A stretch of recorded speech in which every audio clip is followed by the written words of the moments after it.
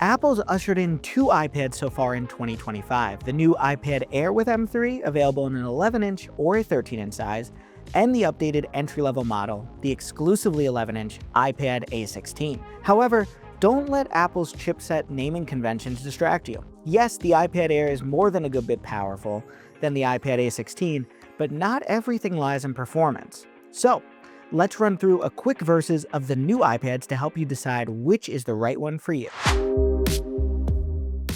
Both the iPad Air M3 and the iPad A16 sport stunning, gorgeous designs that are mostly crafted out of matte aluminum.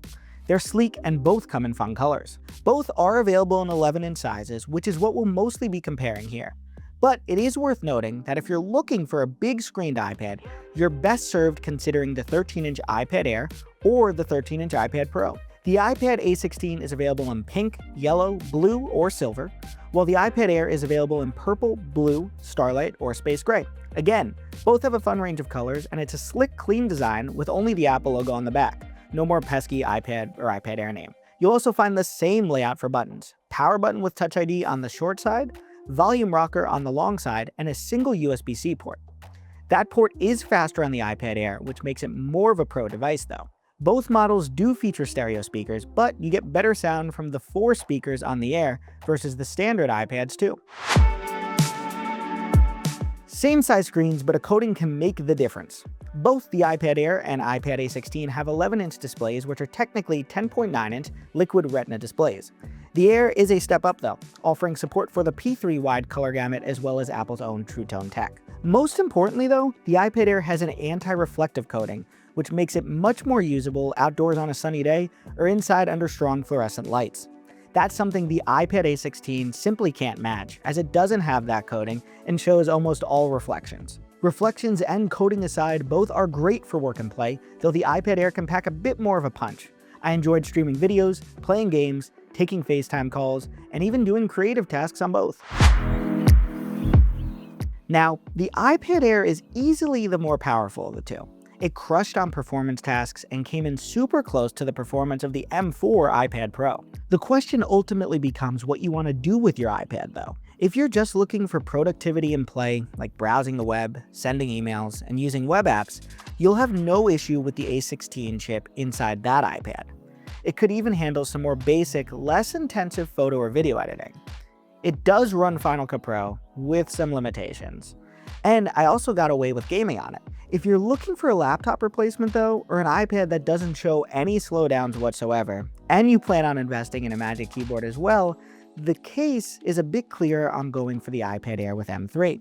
It's a powerhouse that really handled anything we threw at it. The iPad Air also supports Apple Intelligence, which the iPad A16 does not. So if Genmoji, Image Playground, and writing tools are important to you, as well as the eventual arrival of the AI-infused Siri, you'll want to go with this model. The Apple Pencil experience is workable and fine, but a bit clunky on the iPad A16. Like the 10th generation iPad that it replaces, this iPad supports 2 Apple Pencils. First is the Apple Pencil USB-C, and this one will magnetically attach to the side, but doesn't wirelessly charge. So when it needs a charge, you take a USB-C cable, plug one end into power like the iPad itself, and the other end into the Apple Pencil. That's clunky but easy. However, the first generation Apple Pencil is also supported, and to charge it you'll need a dongle, USB-C to Lightning, to charge it, and it won't attach to the side. The iPad Air, on the other hand, works with the Apple Pencil USB-C, and it attaches to the side, but charging also needs to be done with that cable. So that's where support for the Apple Pencil Pro is really nice. It attaches to the side of the iPad Air, and will recharge itself wirelessly, so it's always ready.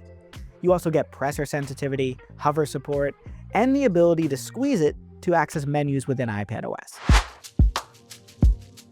So let's talk about which is right for you. That's a quick look at the entry-level iPad A16 versus the 11-inch iPad Air with M3.